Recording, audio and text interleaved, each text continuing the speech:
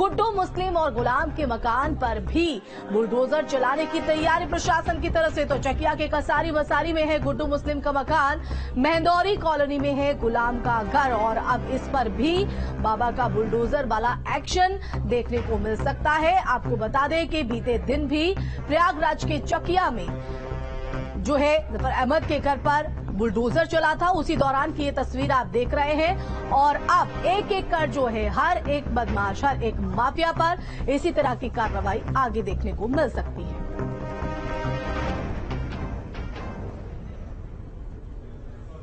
तो आज भी प्रयागराज में योगी का बुलडोजर गरजेगा। बता दें कि गुड्डू मुस्लिम और गुलाम के मकान पर बुलडोजर चलाने की तैयारी प्रशासन की तरफ से पूरी। गुड्डू मुस्लिम का मकान चकिया के कसारी मसारी में और गुलाम के घर की अगर बात करें तो वो मेहंदौरी कॉलोनी में स्थित है। और इसके अलावा प्रशासन और पीडीए अधिकारी उमेश पाल हत्याकांड में शामिल तमाम शूटर्स के मकानों के दस्तावेज खंगालने में भी जुटे हुए हैं। तो योगी के बुलडोजर एक्शन से माफिया खौफ में है।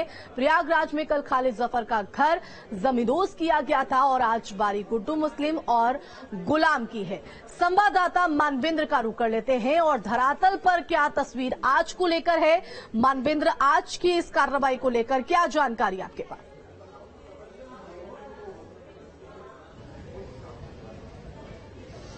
जी देखिए, पीडीए का जो अभियान है प्रशासन का वो लगातार जारी रहेगा और मैंने कल भी बताया था कि 40 से ज्यादा मकान चिन्हित किए जा रहे हैं और जिनका संबंध अतीक अहमद गैंग से है, शूटर से है और अतीक अहमद के जो वेल विशर्स हैं, नजदीकी लोग हैं, उनसे है, जो लोग अतीक अहमद को किसी न किसी रूप में मदद पहुंचा रहे हैं।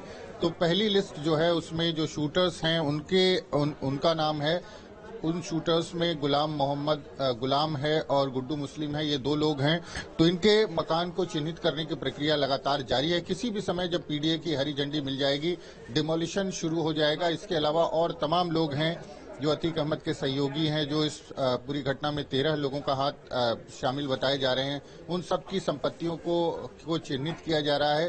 पीडीए के अधिकारी दिन रात इस पर काम कर रहे हैं। तो एक तरफ तो बिल्कुल, लेकिन आज की कार्रवाई को लेकर मानवेंद्र क्या तैयारी है और कब तक ये जो कार्रवाई है वो देखने को मिल सकती है? गुड्डू मुस्लिम और साथ ही साथ गुलाम पर मकान तो चिन्हित कर लिए गए हैं।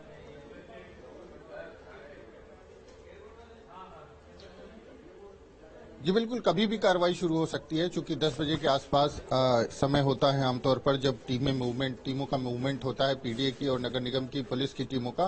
तो प्रशासन अपनी रणनीति तैयार कर रहा है कि कहां उसको पहले जाना है। हो सकता है कि इन दोनों के अलावा किसी और शूटर के घर बुलडोजर घूम जाए, तो तैयारी है आज भी। और पीडीए के अधिकारियों की हरी झंडी मिलते ही कार्रवाई शुरू होगी। इसके अलावा पुलिस की अवेलेबिलिटी भी देखी जाती है, क्योंकि जहां पर डिमोलिशन की कार्रवाई होती है वहां पर भारी संख्या में फोर्स, रैपिड एक्शन फोर्स और पीएससी की तैनाती की जाती है।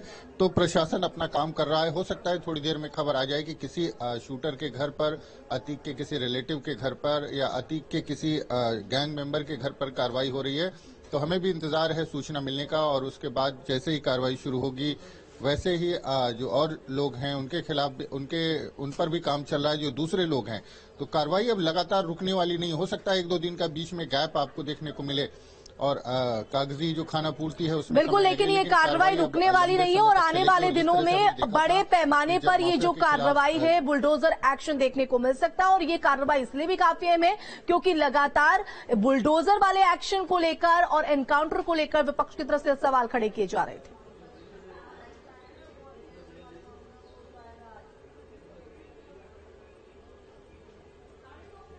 जी बिल्कुल, लगातार कार्रवाई जारी रहेगी और 40 मकान अगर चिन्हित हैं तो उनको गिराने में 2 महीने के लगभग समय लगेगा। 2 महीने तक हमको इस तरह की कार्रवाई देखने को मिलेगी और इस बीच और कुछ लोग चिन्हित किए जाएंगे और कुछ ऐसे नए नाम उसमें शामिल होंगे। एक ही शूटर की कई संपत्तियां हो सकती है, क्योंकि जिस तरह से लगातार अतीक गैंग के लिए ये लोग काम कर रहे हैं और तमाम संपत्तियां इन्होंने बनाई हुई है। अतीक की तमाम बेनामी संपत्ति है। कल जिस मकान को गिराया गया उसको लेकर के भी कहा गया कि वो अतीक की बेनामी संपत्ति है, क्योंकि सभी सुविधाओं से और लग्जरी इक्विपमेंट से लैस था वो पूरा घर। और जिस तरह से वो मकान घर के पास ही था अतीक के, तो उसको लेकर के भी सवाल